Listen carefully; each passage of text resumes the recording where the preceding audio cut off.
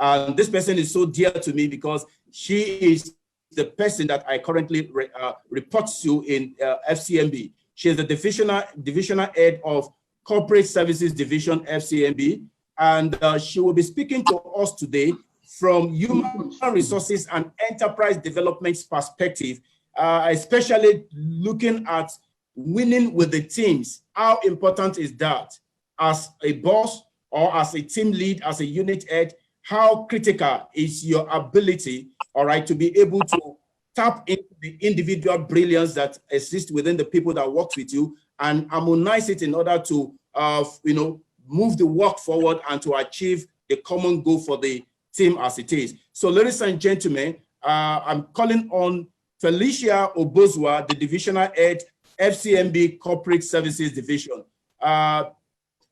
Please help me make her feel welcome. All right, Felicia is up now. Thank you so much, Shola. First, let me start by wishing you a very happy 50th birthday. You make 50 look so good. I think you make a lot of people aspire to be 50. So congratulations to yourself, Yancy, and your kids on this amazing milestone. So I have 10 minutes, so I'll go straight into it and give my sound bites. Shola has asked me to talk about a topic that I'm very, very passionate about. Winning with the team matters. And I'm going to talk from the perspective of experience, because over the course of my career, I've managed a lot of teams, sometimes big teams, sometimes small teams, but all the dynamics are the same, whether your team is large or your team is small. When you talk about a team, I like to use sports analogies, because I think that's where we see teams at their best. Now, with sports, and I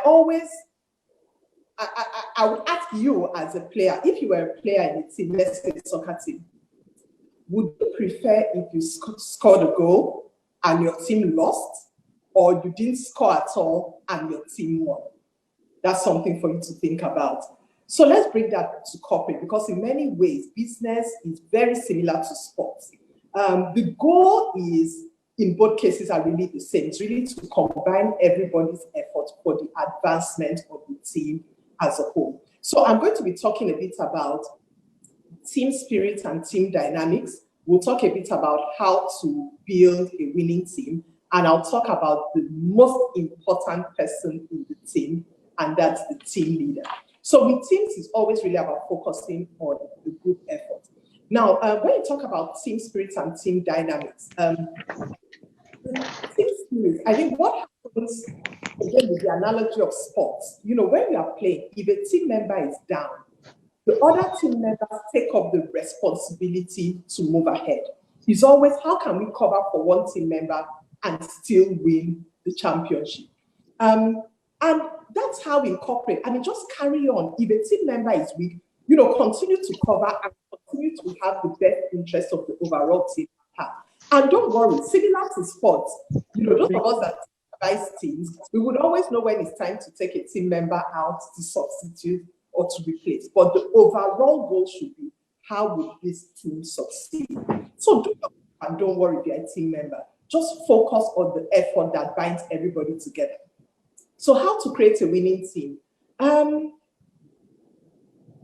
A few rules. The first, I would say, if you want to make people work together as a team, the first thing I would say is try to avoid competition among team members. The fact that one person is doing well does not mean another person is doing badly. So try and avoid competition. Of course, individuals must stretch themselves, but you must avoid pitching one against. It's a joint effort. So ensure that everybody is collectively succeeding. The second I'll say is make sure you have clear team goals. So let the goals be the goals of the team, and you can reward individually, but let the goals. And then diversify your team. Similar to sports, people have different strengths. Not everybody would draw from the same strength. So diversify your team and then make it a combination of the different talents you require to make the common succeed. So ensure that your team is very well diversified. And I would always say, ensure that your team is diversified, not only in terms of talent, but in terms of gender, because different genders will bring different perspectives, even in terms of race, the more diverse.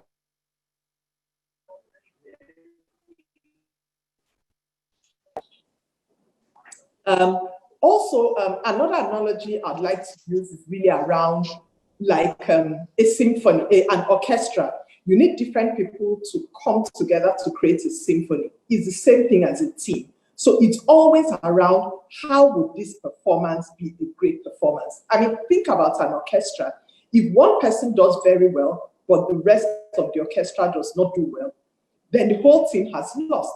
So with building team spirit, I'd say, make everybody know that their work matters and they are all making a difference. And also show employees, I mean, incorporate employees that they have a purpose and help them to build their purpose with the team. So last, I'll talk about the most important person in the team, and that's the team leader. So what's the role of the team leader? The team leader is really, the team leader's goal is to build up the team. So you have to have the ability to inspire people and to motivate others to work together. So leaders who micromanage or who intimidate people really devalue employees. So you need to ensure that you give people an opportunity to do their work and to do their work well without having to micromanage or breathe down their necks. So if you want to build, the work of the leader really is to get ideas from people. So invite individuals, praise their work, let them share ideas, praise their work. You know, no idea is too stupid. If you have if you've got good individuals together, you know, you have to value everybody's perspective. So praise their hard work and let them know that their effort matters. And then also, you know, people who work together need to help each other. And it's the work of the leader to ensure that people are collaborating, people are cooperating, and people are helping each other. So I'll just highlight, I'll say for me, the 5 key things that a leader should do to build a team. First is set a vision and beliefs for your team. Let everybody be working together towards the same vision. And let everybody understand the vision. And when they understand the vision, then they will know how each of their efforts combines to make that vision a reality. Second would be, as a leader, you need to have a personal commitment. So show your own commitment. And in the team, when people see that you are committed, it will foster trust and it will inspire them to do even more. Number 3, you must be responsible. To lead a team, you have to show a very high degree of responsibility. And, you know, people always say the price of greatness is responsibility. So if you're a team leader, you need to operate with a very high sense of morality, with good ethics, and in a very professional manner, all the time. 4, your interpersonal skills. As a team leader, you have to get along with people. Remember that you are relying on people to jointly deliver on an objective. So you have to get along with people. You know your team. Don't just know their names. Know their family. You know what they are going through. Visit them. Take things outside the work environment. Arrange for drinks. Arrange for the kind of things they like to do to socialize. You need to ensure that your interpersonal skills are great.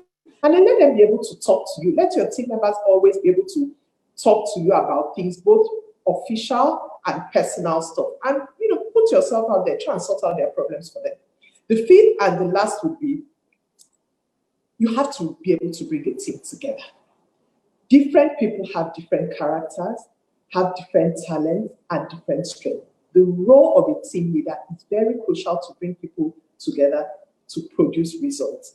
So, you know, practice these tips and you would see that your team will deliver exceptional results. Always remember, it's not about the individual, it's about the collective goal and the success of the team. I mean, I'll relate it to my work. As my role as the head of corporate services, I also manage human resources. We do performance management for people.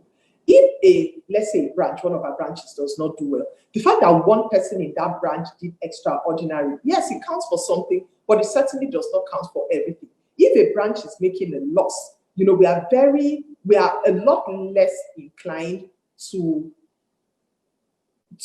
invest in that branch. Even if one person is doing well, it's important that the whole group is doing well. So a lot of people think, oh, my individual success is what matters. for instance, I'll say SME, when we are paying bonuses, we use a lot of parameters. Your performance as an individual is just one, but the performance of the group, which is maybe the branch, is the most important thing that we consider. So that's it on team dynamics. Everybody don't look out for your own individual interest, because at the end of the day, you have to succeed collectively. In corporate, in your small team, Absolutely. In a combination of all the teams, you have to work together. So I'll leave with a quote from Michael Jordan. Michael Jordan is a former professional basketball player in America, and he led a team that won 6 championships when he was playing for a team called Chicago Bulls. Michael Jordan said, "Talent wins games, but teamwork and intelligence wins the competition." So don't look at the game, look at the competition, and your team will be successful. So thank you so much, Shada. It's been a pleasure being on Wow. the team. Thank you, Felicia, for that very profound advice regarding how we can actually win with a team, and how to ensure that we don't build the standard of the team around one person in the team. The collective skills and the competencies, and of course the specialties of every member of the team is very important to the central fulfillment of the goal of the team. So thank you very much. I think that's a big takeaway for us, from that particular side of this conversation. And I'm going to move straight to the chat room now and see a couple of questions. If you have questions for Felicia right now, the first thing I will need you to do, both for Pastor Nana Odejayi that opened the program for us, and Felicia Obozuwa, I'll just need you to help me give them some emoji, give them some love, give them some claps and some thumbs up. Just generally appreciate them for giving us their time to give, share with us of their wealth of experience today. Please do that for me. I'll really, what is going on. I'm going to also quickly scan through to address on how we can, win with our teams. All right, a couple of feedback, that was great. That was awesome. Wonderful presentation. Thank you very much. Good job, Phil. Your approach is excellent. The truth is that I can't begin to talk about that, but the truth is everything she said is what she practiced. That is the truth. Because all the people on the panel today, I have one-on-one workcity of what they are bringing out to us all today. So if that were you, I'm going to take some of these principles and run with them. The question, most of what the boss I'm seeing here are commendations and remark. Okay, somebody said, is there anything a team leader could do to improve on a team where the team leader is obviously not capable and you can't even influence a change in leadership? So basically, I don't want to preempt the angle that Phil will approach this, but I think the next speaker coming up might just be able to have one or two, insights to share with you on this, because she is going to be talking about influencing people without authority. So Phil, please, can you help us look at this question? Is there anything a team leader could do to improve on a team where the leader is obviously not capable and is not part of the decision makers in the organization? How can that person still be able to influence the team and probably motivate and generally create the necessary momentum to get the work done? Sure. First, if a team leader is not capable, they would not be able to influence. To be working in a team where you see that your leader does not have the right qualities to lead. What I'd advise is, it's okay to escalate beyond your team leader if you think you are not being motivated, if you think the team member does not have the qualities to lead. It's okay to escalate. So you can really go to management and without saying, oh, your leader is not leading, you can actually asked to be moved to another team. There's another team doing something similar. So for instance, in the bank, if you find that you're working with, let's say, a branch manager that lacks leadership competencies, you can go to the zonal head of the boss of that leader and ask to be moved to another team who will be delivering similar results. So for me, that would be the easiest way to manage. If you think team dynamics are not working, I would strongly encourage you, don't hang in there, don't stay in that team. You will need to move to another team. Thank you very much, Felicia, for that contribution. And I just want to quickly make a comment.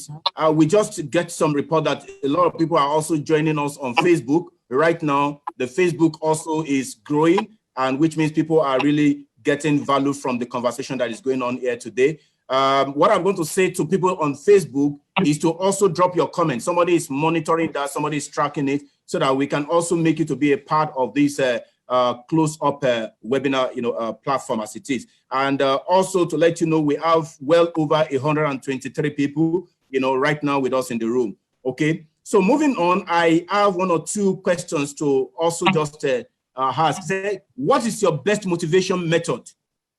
All right. Somebody's asking. All right. He said the one that works magic in most instances. Can you tell us that your magic wand? What will make anybody to do whatever you ask them to do? I don't want to come in there, but I know I have an idea. So, Fel, I will need you to respond to that. Thank you. Sure. I think the best way to motivate people is really just to create the right environment for them to succeed and to thrive. Ensure that you take all the roadblocks in the way for an individual success. And so that you are investing in that individual success. Always make it not success of others. So create the environment and show that you are investing in it. And then also, you need to be able to expose your team members to the larger organization. So if a team member does something that is great, as a team leader, don't take the credit for it. Say, oh, so and so did a fantastic job. Oh, did you see that presentation? It was this person that did that. Team members really value when you expose them and when you give credit for their work to people that are their peers and that are above them. So create the right environment for them to thrive. Take every obstacle out of their way and show a lot of support. If team members want to get something done, don't just leave them to navigate the organization on their own. Help them talk to people, help them, use your influence to open doors for them. And then last and most important, pay attention to their careers. If a team member is doing an awesome job, when it's time to reward, when it's time to promote, make sure that they are rewarded for the excellent work that they do. And with the right environment, with the right rewards, the right incentive, and your own personal attention to the team members' work, you will create the right motivation for them. Wow, thank you very much, Phil. I stand here as someone that can attest to everything that Phil just shared with us now. And I'm sure if I have some of my colleagues from the same family of FCMB, group as it is, they can attest to what Phil is talking about. And I can tell you, just like the person that asked that question said, that the one that never fails to deliver results, that is it.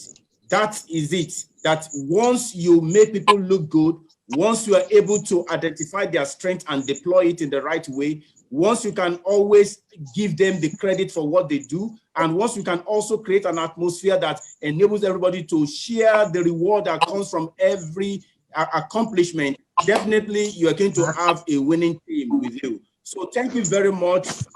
We may not be able to take more than that question from you tonight. I believe that this is just a starter for us.